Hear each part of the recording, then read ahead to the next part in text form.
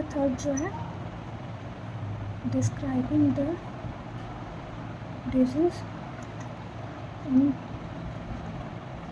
in terms of time, place and person. ठीक है, अब हम सबसे पहला इसमें जो है क्या है, टाइम डिस्ट्रीब्यूशन।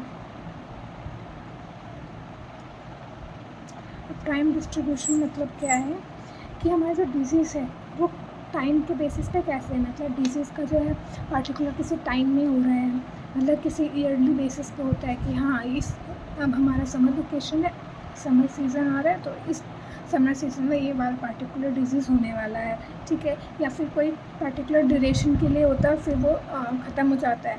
तो ये हमारा टाइम डिस्ट्रीब्यूशन कैसा है उस डिजीज़ का ये पता करना होता है। अब इसमें भी हमारा 3 तरीके का है, ठीक है, short term fluctuation,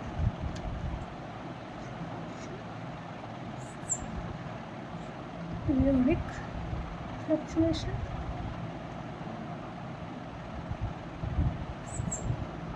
long term fluctuation, और जिसको हम लोग सेक्युलर ट्रेंड भी बोलते हैं। इससे हमारा शॉर्ट नोट आता ही आता है, ठीक है। अब इससे पहले एक चीज़ मैं बताना चाहती हूँ, 3 चीज़ें जो होता है हमारा बहुत इम्पॉर्टेंट है, दैट इज़ एपिडेमिक, जिसमें हम बहुत कंफ्यूज भी होते हैं, एपिडेमिक, पैंडेमिक और एंडेमिक। अभी तीनों में डिफरेंस क्या है ना, ठीक है। तो अब इसमें हम देखते हैं एपिडेमिक का डेफिनेशन क्या है।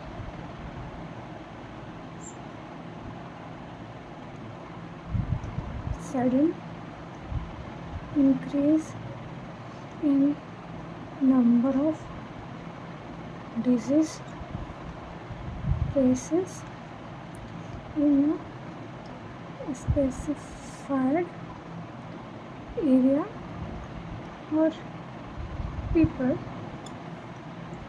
over a given period of time, that is हमारा एपिडेमिक।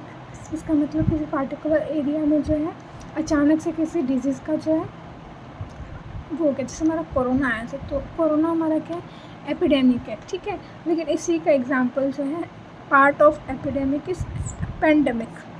अगर वही डिजीज़ या फिर वही epidemic that spread across multiple countries, जब हमारा कोरोना आया था तो वो क्या हुआ था, पहले चाइना में हुआ, इंडिया में, पूरे लगभग हर अलग अलग कंट्रीज़ में वो फैला। तो कोरोना हमारा क्या है, पैंडेमिक है। तो pandemic is a part of epidemic, ठीक है। और एंडेमिक क्या है, endemic is something that belong to particular area और country।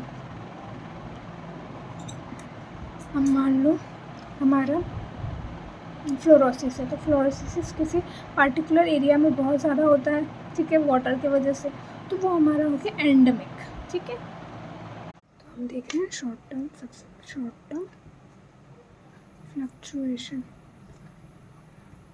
फ्लक्चुएशन, ठीक है। अब ये 3 तरीके का होता है। सबसे पहला है हमारा कॉमन सोर्स एपिडेमिक,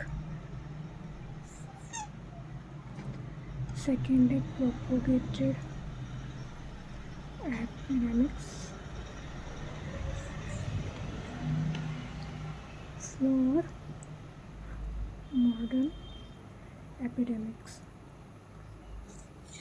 ठीक है। अब कॉमन सोर्स ऑफ एपिडेमिक में भी 2 है, सिंगल एक्सपोजर और पॉइंट सोर्स, मल्टीपल एक्सपोजर और कंटिन्यूअस एपिडेमिक, ठीक है। अब क्या होता है, सिंगल एक्सपोजर मतलब है ग्रुप ऑफ पीपल है सेम सोर्स ऑफ इन्फेक्शन से, सेफ सोर्स ऑफ इन्फेक्शन से एक्सपोज होते हैं साइमल्टेनियसली। एक ही बार में बहुत सारे लोग एक सोर्स ऑफ इन्फेक्शन की वजह से जो है बीमार हो रहे हैं, जैसे कि भोपाल गैस ट्रेजेडी सबसे बेस्ट एग्जांपल इसका है। क्या हुआ था वहाँ पे, गैस लीक होने की वजह से एक ही बार में बहुत लोग इन्फेक्टेड हो, उसकी वजह से इफ़ेक्ट हुए थे। That is Bhopal gas tragedy. क्या हुआ, कॉमन सोर्स एपिडेमिक है, उसका भी सिंगल एक्सपोजर, एक ही बार में सबके सब इफ़ेक्ट हुए थे। सेकेंड है फूड पॉइजनिंग। मान लो किसी होटल में किसी फूड की वजह से उससे इन्फेक्शन बहुत लोगों में एक ही बार में हो रहा है, दैट इज़ सिंगल एक्सपोजर।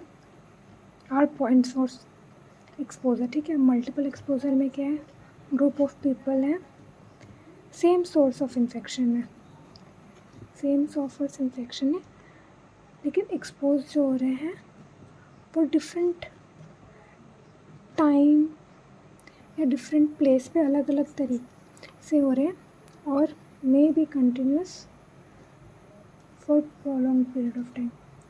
बहुत टाइम से वो लोग उस चीज़ से जो है जा रहे हैं। जैसे एग्जांपल है कि कहीं पे वेल है, कंटामिनेटेड वेल है जहाँ से लोग पानी पी रहे हैं, ठीक है। तो उस वेल की वजह से कोई अभी बीमार हुआ, कोई 2 साल बाद बीमार हुआ, कोई 4 साल बाद, क्योंकि ये वाटर वेल का वाटर जो है वो पूरा कंटामिनेटेड, मतलब अलग अलग टाइम पे वहाँ के लोग बीमार पड़ रहे हैं उस पानी को पीने की वजह से।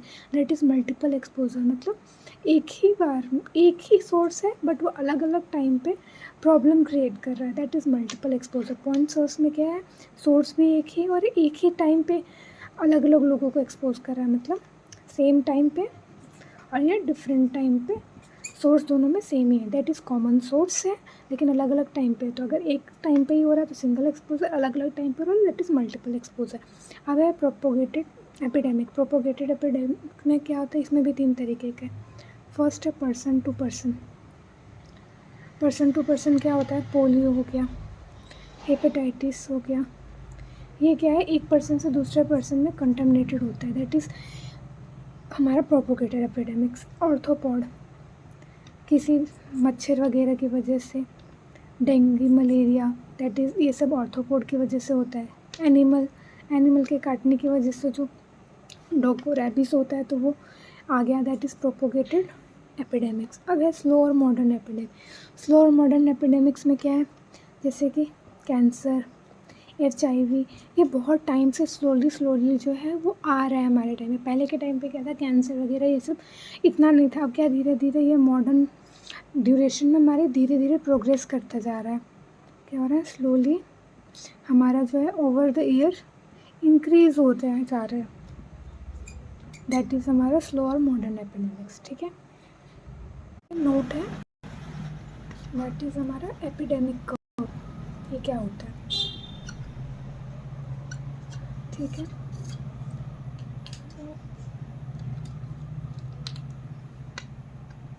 सॉरी, तो एपिडेमिक कर्व क्या है हमारा, time relationship with exposure to a suspected source.